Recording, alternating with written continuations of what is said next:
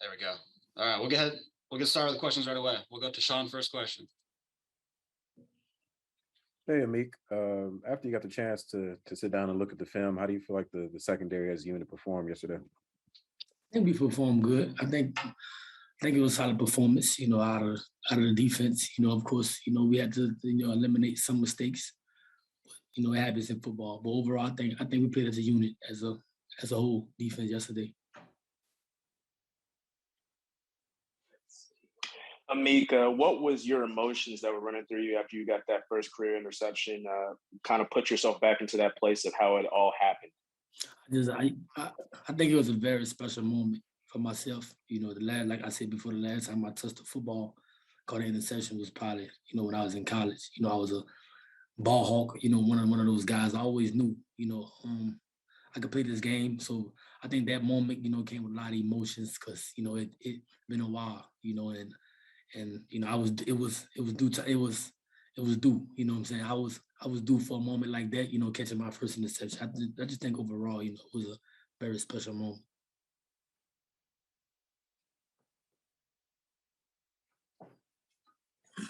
Got more questions, guys? Go ahead, Paul. Yeah. Hey, Amik. So you probably were asked this yesterday, but so what do you do with that ball? Where does that ball go? And kind of, obviously your first NFL interception, but where does that ball go? I threw it, in the midst of the celebration. I threw it to one of my brothers. Well, not really my brother, but like me. I'm like, got a brother relationship. He bought my goddaughter here. He was here with his girlfriend, and my girlfriend was also in the stand. So that's why I threw the ball to. So I got the ball at my house. I'll probably frame it. Probably I'll probably just frame it.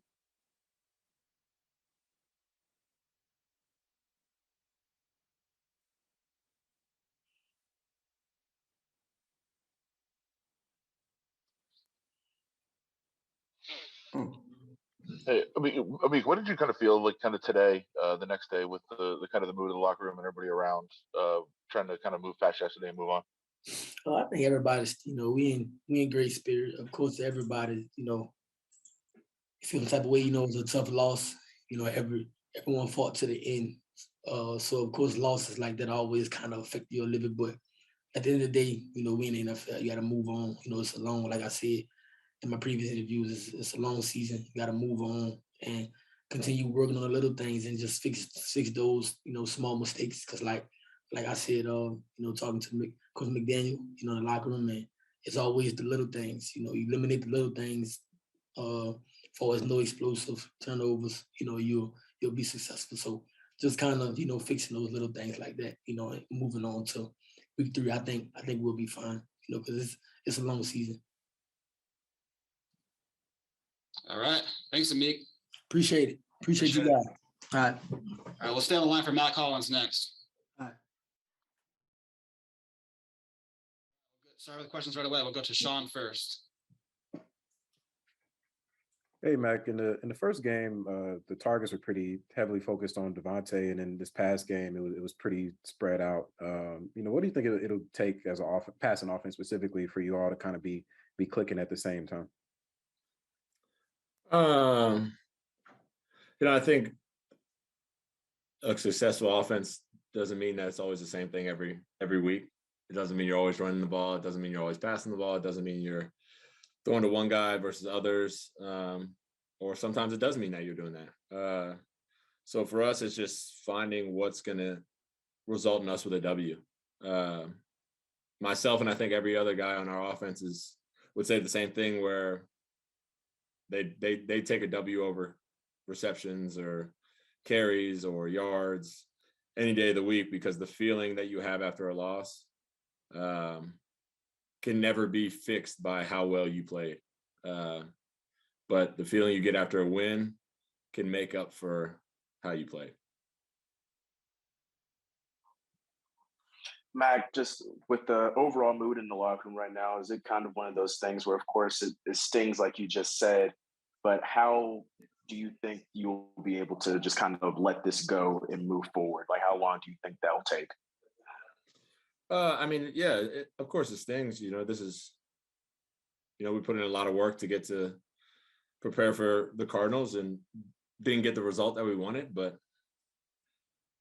if it consumes anybody longer than 5 p.m. today, then it's consuming them for too long. That doesn't mean they forget about it. That doesn't mean you shouldn't know that it happened. That doesn't mean you shouldn't learn from it. But for it to be this overpowering, we got to fix this problem, we got to win, and you get blinded in your preparation for the next opponent, that's when it turns bad. So, we'll watch the film today. We'll get done with the film, and when the film is over, the boo-hooing and feeling bad for yourself or whatever people are doing, or feeling mad at yourself, that's got to get finished, and you have to clear your mind and be prepared to take on a whole bunch of new information on the Titans. Mac, along those lines, all losses obviously hurt, but like, is there levels? Like, does it hurt more in this case, or does it hurt less knowing that you can correct one thing and change it? Or, I mean, how kind of do you process those? I think, I've been fortunate enough to win a Super Bowl, and know how it feels to make it to the end, and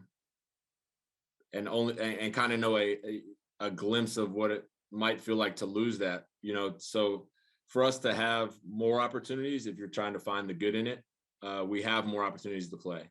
This wasn't a playoff game, this wasn't a championship game, this wasn't the Super Bowl where that opportunity is done. You don't have a way to correct it. So we are at least fortunate enough to have that.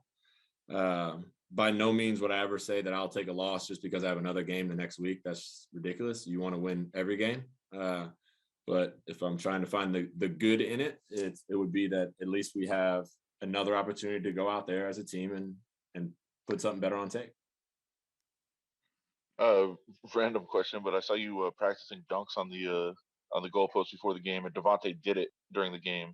Is that kind of the new receiver thing, and who's the best at it? I think it's something that we just always kind of have fun doing. It's there, and every football player wants to be a basketball player. Every basketball player wants to be a football player. It's kind of just how it goes. So that's our opportunity to at least get close to living on the other side, I guess. You got any final questions? All right. Thanks, Mac.